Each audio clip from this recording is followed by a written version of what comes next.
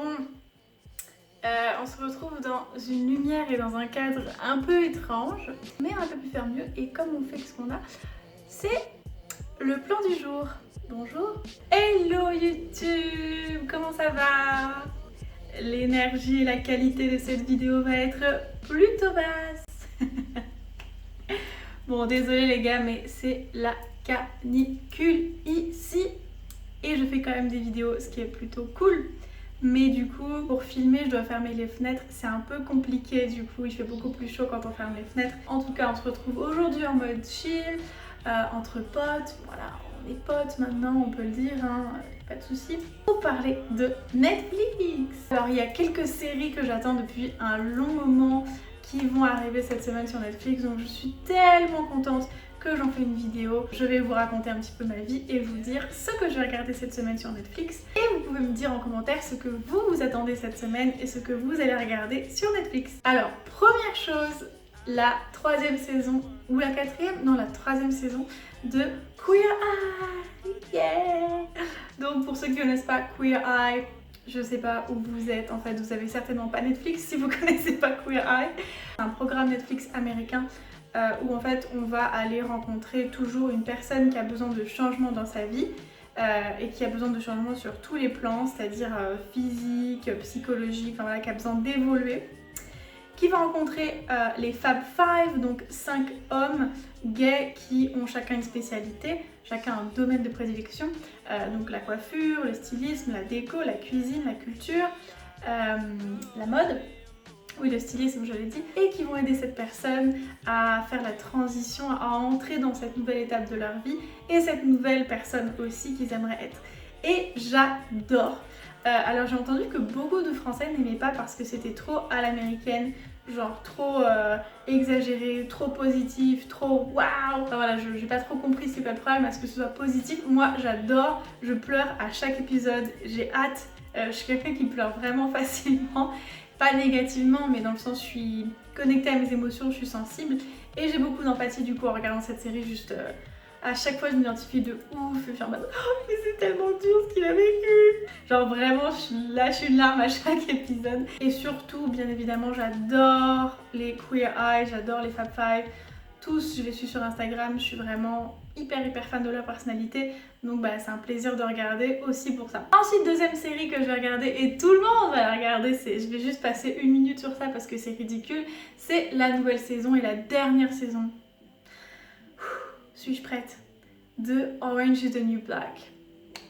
Et franchement, c'était assez ouf, c'était de plus en plus lourd, je trouvais, à chaque saison.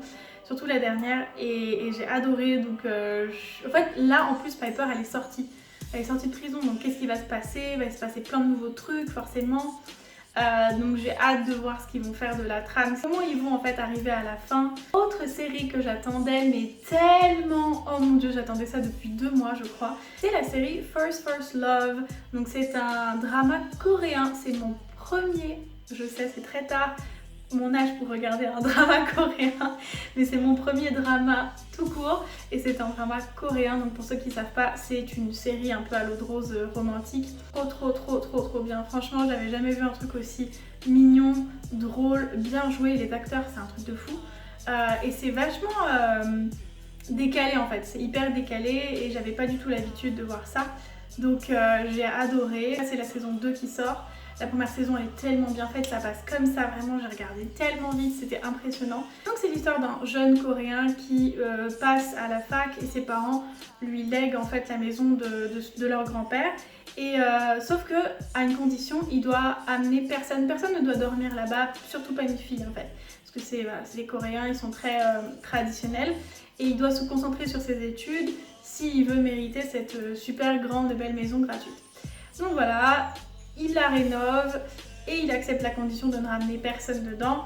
Et finalement, il se retrouve très vite au début de la saison 1 à être obligé d'accueillir, de vivre avec ses 3 meilleurs amis.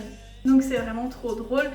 Il se passe énormément de choses, c'est un peu comme une comédie romantique si vous voulez. En gros, tous les personnages cherchent un peu l'amour. Mais c'est super intéressant, c'est super kiffant, c'est trop drôle. C'est vachement beau parce que c'est à Séoul et hyper typique, genre il y a des montées, des couleurs, des trucs. En fait j'ai l'impression qu'en Corée tout est trop mignon, tout est trop bien fait et du coup j'ai beaucoup aimé découvrir ça aussi parce que j'avais jamais vu d'images de Séoul, enfin autant d'images de Séoul dans un aussi court temps. Et en plus en coréen c'est agréable d'entendre une autre langue. Autre chose que je vais commencer, c'est un peu bizarre, mais je vais commencer Stranger Things là, maintenant, là, cette semaine ou la semaine prochaine, puisque bah, vous avez vu que la nouvelle saison est sortie et que tout le monde en parle. Et en fait, ça fait quand même un moment que les gens en parlent cette série et que tout le monde dit c'est trop bien. Donc voilà, j'ai mis un peu beaucoup de temps, mais je vais m'y mettre. Et dites-moi en commentaire si vous avez vu cette série et ce que vous en pensez et si ça vaut le coup parce que voilà, je pense que ça vaut le coup, on dirait. Et aussi, il y a des films qui m'intéressent, notamment un truc de malade. Je sais pas si vous connaissez l'actrice Diane Keaton. C'est une grande actrice qui maintenant a un certain âge, qui a été connue notamment par les films de Woody Allen. Elle avait plusieurs fois joué dans les premiers films de Woody Allen et moi c'est comme ça que je l'ai rencontrée. Et elle m'a totalement charmée, genre quand j'étais plus jeune ça m'avait vraiment marqué. En fait c'est une grande actrice, c'est vraiment une actrice incroyable. Et elle joue une femme dans un film qui s'appelle Pom Pom Ladies, qui est très âgée, donc qui a son âge, désolée de dire ça mais bon voilà, enfin, c'est réel, qui a atteint d'un cancer et qui va réaliser son rêve d'enfance, de jeunesse en tout cas, c'était d'être cheerleader, pom pom girl. Et c'est un truc de fou de la voir dans ce rôle-là. Donc je pense que je vais aller voir ça. Et moi j'adore les comédies américaines comme ça, efficaces, avec vraiment beaucoup d'humour. Oh d'ailleurs j'ai vu des films complètement fous le mois dernier comme ça. Murder Mystery je crois que ça s'appelle, avec Jennifer Aniston. Oh mon dieu, ce film est tellement drôle. Et un autre film avec Tina Fey, qui s'appelle je sais pas quoi Sister. De toute façon à chaque fois que je bug je vous mets ici hein, le titre, que vous ne soyez pas perdus. Regardez ces deux films, c'est les films les plus drôles que j'ai vus cette année, vraiment c'est des pures tueries. Et enfin dernier film que j'ai envie de regarder ce mois-ci sur Netflix, c'est Indiana Jones. Ils ont mis en ce début de mois Indiana Jones, je sais plus lequel, mais en tout cas moi ça me rappelle quand j'étais petite et que c'était l'été et que je regardais Indiana Jones. Je sais pas vous mais moi à chaque fois l'été, je pense qu'il passait sur TF1 l'après-midi ou sur M6 les Indiana Jones et je m'ai trop regardé. Et comme ça fait très longtemps, je ne m'en souviens absolument plus en fait. Mais je sais que j'adorais, donc je vais me refaire ça en mode nostalgique. Donc voilà ce que je vais regarder sur Netflix ce mois-ci. Si cette vidéo vous a plu, mettez-moi un pouce bleu et je vous dis à bientôt pour une nouvelle vidéo.